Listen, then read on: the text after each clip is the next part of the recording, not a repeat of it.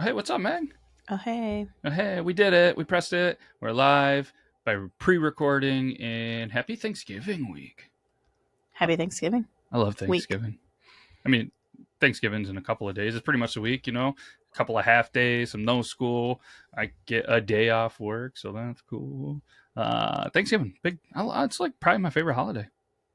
It's up there for me, too. It's just awesome, you know what I mean? You get the smell of the turkey, and all the fixings. There's football all day. You just good company. Hopefully, everybody gets some good company or mediocre company at least, and just a good day. Everybody seems to be happy. Just pretty awesome. I prefer it over Christmas. Yeah, I think it's less pressure, Mm-hmm. less expectations. True. I mean, people know they're just going to eat. You don't have to do the whole present thing, and either way, but it's supposed to be a good thing. There's supposed to be a bunch of people that enjoy themselves. But in 1991, there was a situation on Thanksgiving that wasn't so good, and we're gonna call it the Thanksgiving Day murder. But I don't know if there's an actual one or whatever. But do you think we should jump right into this? Let's jump. We're gonna jump, and right at this point is when I'm gonna put the intro in because it doesn't play well in this new thing. But You don't want me to sing it again? I mean, you can sing it again. Nailed it. And obviously, happy Thanksgiving. We're back from our awesome intro. And shout out to the Deluxe Edition Network.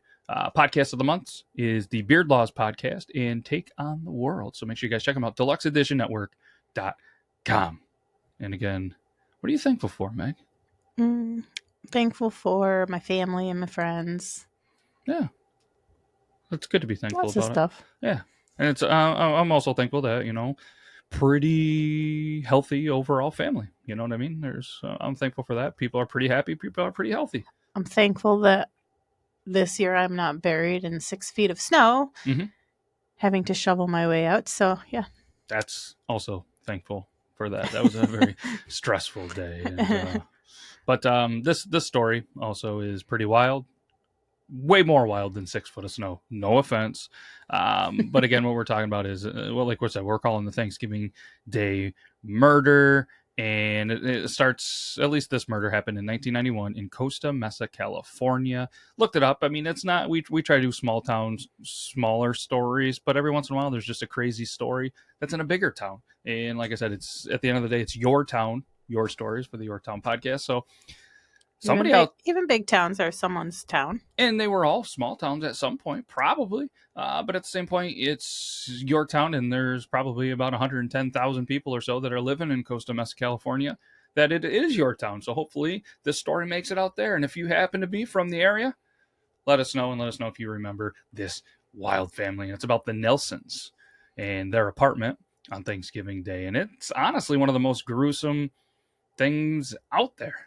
It's even up there with some very, very wild horror stories and maybe even some documentaries that you have seen recently. But have you ever heard of anything crazy on Thanksgiving in Costa Mesa, California? I don't think so. Okay, let's give a little backstory. Okay, we have a couple. I'm gonna say it's Omaima Nelson and her husband Bill. Sure. Bill's much easier to say. This couple has a 33-year age difference, and you're probably thinking, who cares? Well, that could come into play, but whatever. So at the time, Mrs. Nelson, or Omaima, was an Egyptian model, actually immigrated to the United States when she was 18 to get away from some very, very terrible things that happened in her life when she was younger. And according to the Los Angeles Times, she was actually a beauty with cut glass cheekbones. And they actually met in 1991 at a bar playing pool. It's where every love story starts, in a bar playing pool. Bill used to be a pilot, but in 1984 he was convicted of smuggling marijuana. He served a 4-year prison sentence in a federal prison, was released on parole, and got a job at a mortgage company. And apparently prosecutors in the case and everything later did say that before they met, that she allegedly began using her beauty to get several older men to kind of lavish her with money and, help with the rent and buy cars and all of that stuff. They knew each other for just a few days. Must have been really good at pool, you know what I'm saying? They get married. He was 56. She was 33. or sorry, he was 56 and 33 years older than the wife. So she's pretty young. That's a big difference. Yes, and they're married, but they go on a honeymoon, and end up going, I think, with his family in like the Texas, Louisiana, Arkansas, something like that area. I know they're all not three really close to each other, but they ended up spending some time out there with his family, and the honeymoon ended.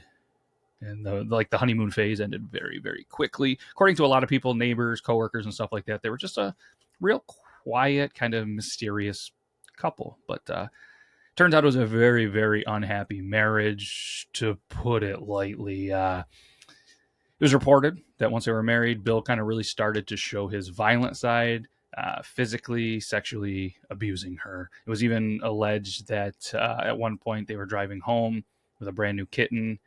Something was said, he got mad and actually ripped the kitten out of her hands and threw it out a moving vehicle.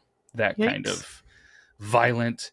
And there was also many reports that he actually pimped her out to other men. But obviously these stories are very dark, very disturbing, and a lot of other details. And I think we do a really good job of leaving out the really kind of grotesque details. So we're going to continue to do that. But this is still pretty graphic. So as they say in the movies and the shows and stuff, viewer discretion advised. Yeah. Or listeners. Viewer, listeners, whatever. All right. Listeners, viewers, whoever. So again, fast forward 1991, Thanksgiving Day. And her story is obviously the only one that we can hear. Spoiler alert. It was a murder. Somebody's dying. It's a one-sided story, and we might not ever know 100% of the details, but there's a very thorough investigation for the 90s, and this is kind of what we're going to do from some facts in our sources that we'll tell you later. But apparently, they get into some kind of incident at the house Thanksgiving weekend, and she grabs a pair of scissors and then begins to stab Bill. It was reported the chest, the stomach, and potentially even the head. But apparently it didn't work I say work. It didn't work to, end his life like she was trying to do. So she then grabs a clothing iron and strikes him so much, so hard, and just with so much force that it actually breaks in her hand. Okay. So, I mean, obviously a crime of passion.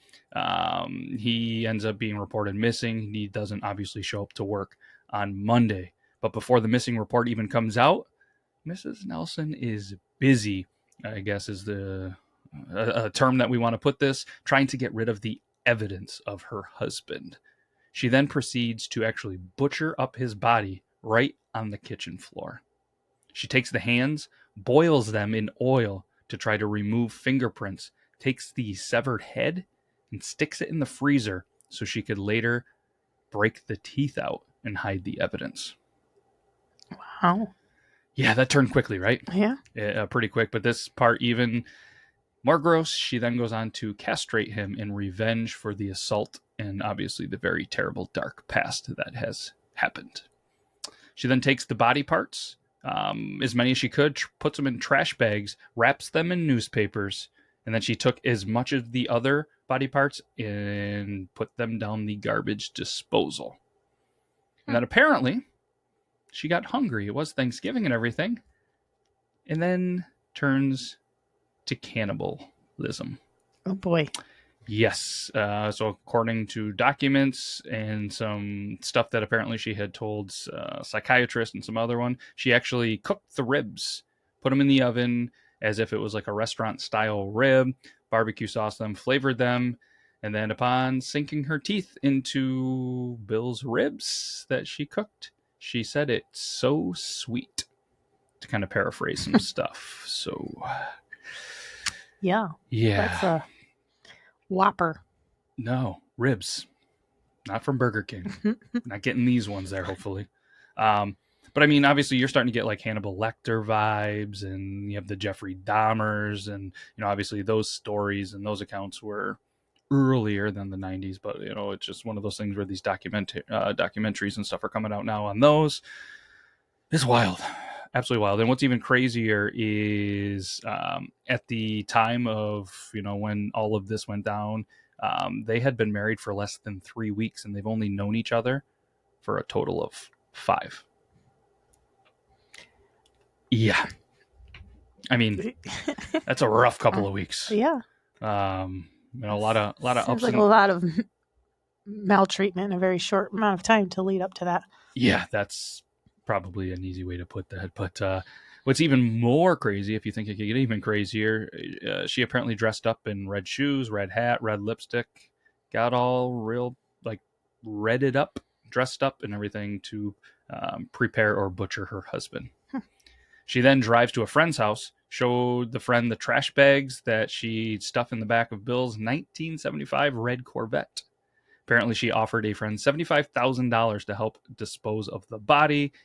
And from some stuff that I read, the friends then almost instantly reported what had been going on. And then December 1st, they checked the car, find his remains. They searched the house. They found a bunch of suitcases that had plastic bags soaked in some kind of dark liquid.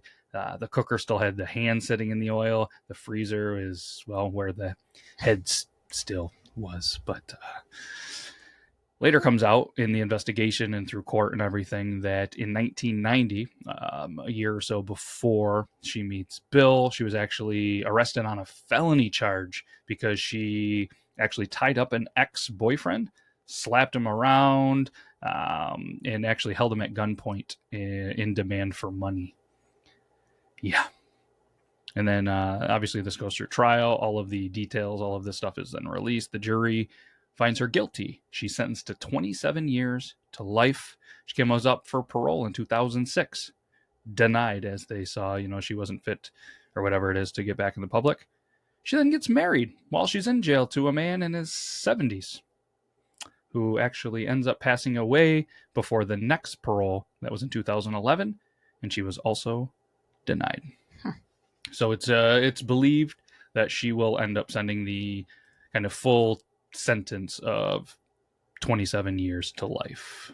Because, at this point, it's life for the terrible things that she did. Most of these stories, they're no longer alive in the jail. But this one? This one's a little different. Yeah, this one's a little different. What do we got here? A little more recent. I'd say quite a bit more recent. What is it? 1991, 32 years. I guess she would have been in jail at 33. So she's what? 65? Yeah, she's 65 years old on her 32nd year of jail. Terrible story, but obviously it's a wild one. It had something to do with Thanksgiving, and kind of we did the same thing with Halloween, a Halloween murder, and I wanted to see. There's a disturbing amount of stuff that has happened on Thanksgiving. I did Google Thanksgiving murders, and there was quite a bit of them, but this is one that kind of stuck out because it's wild, and I just think it's so wild that I've never heard of this. Mm-mm. Through, say, Netflix specials, Hulu specials, whatever specials, and all, it seems to be a lot of documentaries coming out over especially the last couple of years on crazy stuff like this. Mm-hmm. I haven't heard anything about it. It's a pretty wild one. A woman killing a husband on Thanksgiving and then eating him. It seems like there's a lot of stuff being looked at and reopened from the 90s. Yeah, well, even the 70s too. You know what I mean? Like all those crazy cases. Remember when we went like week after week after week? It seemed like cases with the 70s. And man, thankfully, though, I guess the time that we are here, our technology is much, much better. It's evolved quite well over the last 30, 40 years. So a lot of cases and certain things like this can, be, digitized and brought to there, and evidence is being found. And it's pretty wild. But on a lighter note, hope you guys have a great Thanksgiving and you have some much deserved rest and, time with friends, families, neighbors, whoever it might be. So happy Thanksgiving from, us at the Yore Town to all of you wonderful viewers. And we should do the quote. Do the quote. All right, I'm going to do the sources first. Let's do the sources. There was a lot of great stuff on investigationdiscovery.com, our friend Wikipedia, and a lot of other great information from allthat'sinteresting.com. were the three sources of the show. So again, This one I haven't heard of, that Investigation Discovery.